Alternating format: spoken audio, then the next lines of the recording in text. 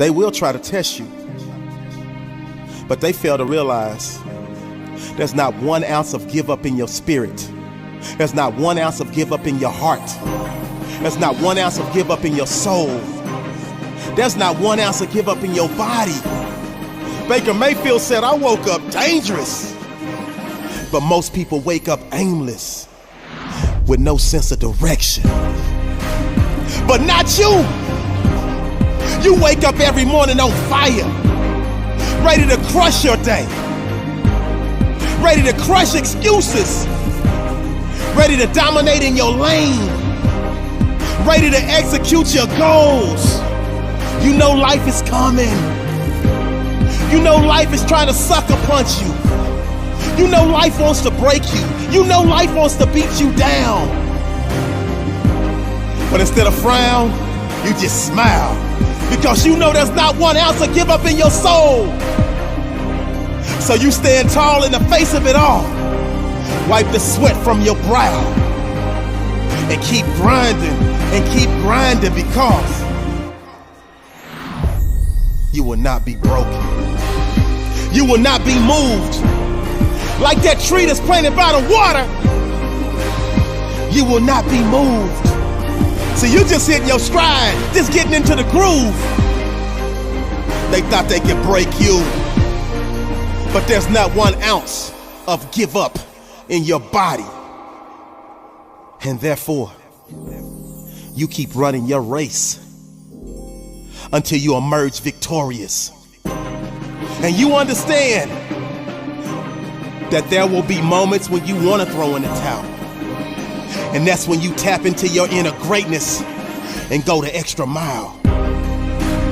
So every mile marker, you celebrate the small wins, because you understand that them small wins lead to the big wins, lead to the gold balls, lead to the trophies, lead to the rings, lead to the riches, lead to the spoils. And you will never, ever, ever allow one mere mortal to foil your plans of achieving next level success. So when it gets hard, you giggle. When it gets tough, you laugh, because you know the path to victory is paved with obstacles. It's paved with roadblocks. It's paved with uncertainties. But one thing is certain: your heart doesn't pump Kool-Aid. One thing that is certain: there is not 1 ounce of give up in your soul. There's not 1 ounce of give up in your heart. The champion in you does live, but at times can be overshadowed by fear, self-doubt, laziness, or fatigue. Be it physical or mental, these factors can be detrimental.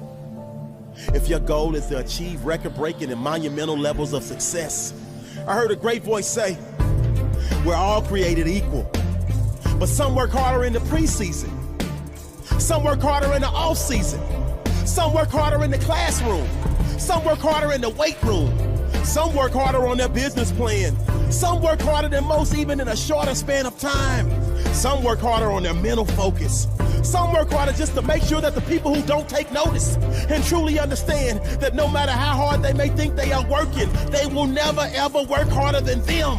And the grim reality is that most people are not masters. Most people don't run faster simply because they would rather be a party crasher, because it's far more easy to take it easy. But please believe me, to the victor goes the spoils, and true champions never leave the kitchen just because the water starts to boil. Meaning, they never run from the heat of the moment because they realize that it's their moment and they make the choice to own it. They live for the challenges that force their heart rate to increase because they feel if their competition is you, they either win or they must be deceased. Because giving up is not an option, and losing is not in their DNA.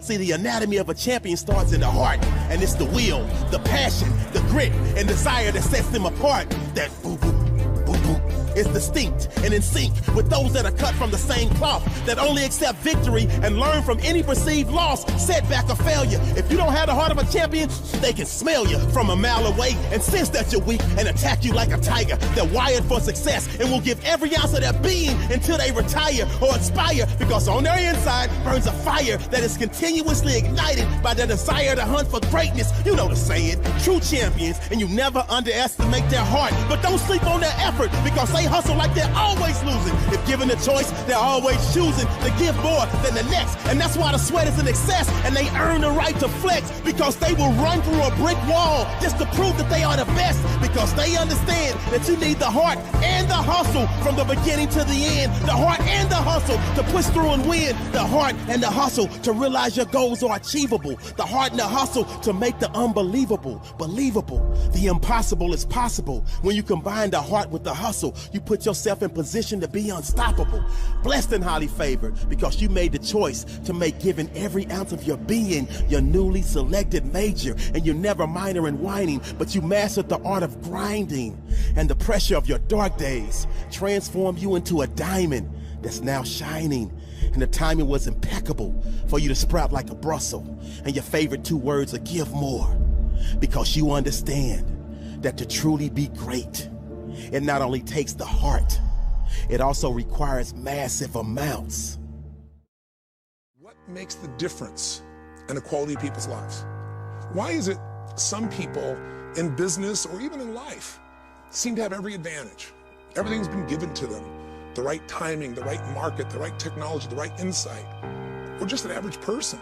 Did you ever notice how sometimes the people that were given everything, they were given love, support, education, money, very oftentimes those are the people that spend their life going in and out of rehab. And then you see people that seem to have everything against them.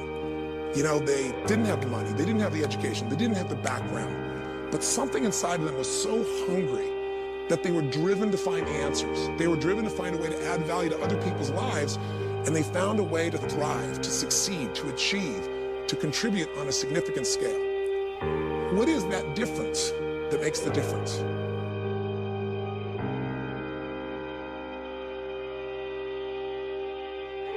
I don't care how much money you make, you only get 24 hours in a day. And the difference between Oprah and the person that's broke is Oprah uses her 24 hours wisely.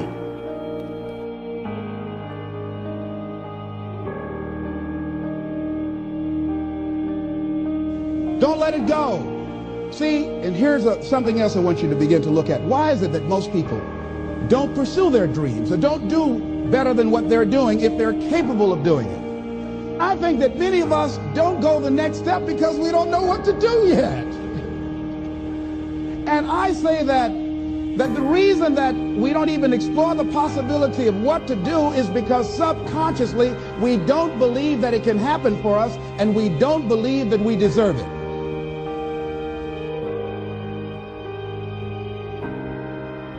Once you understand how valuable time is, You've begun a journey that you will not forget as long as you live.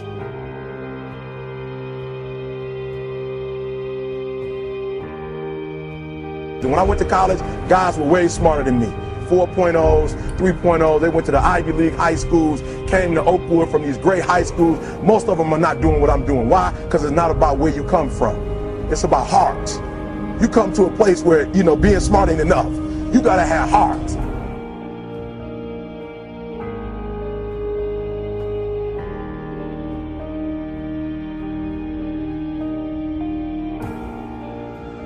How much time do you spend working on you? How much time do you spend every day working on your dream? In the last 90 days, how many books have you read? In the last year, what new skill or knowledge have you acquired? What kind of investment have you made in you? So I'm saying that as you begin to look at where you want to go, if you want to make it today, and things are changing so fast, you have to literally run to stand still.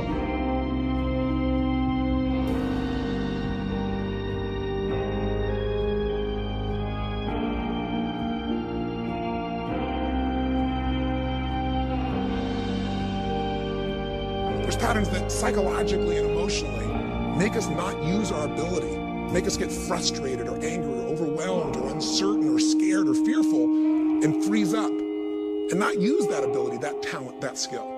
And there are other patterns that will get you to own yourself, get you to be able to influence your own team, get you to influence customers. In life, we all have to wait. It's through faith and patience that we inherit the promises. The key is to learn to wait the right way. Not discouraged, upset, negative, it's never going to happen. No, the right way to wait is with expectancy. In other words, I know my set time is coming.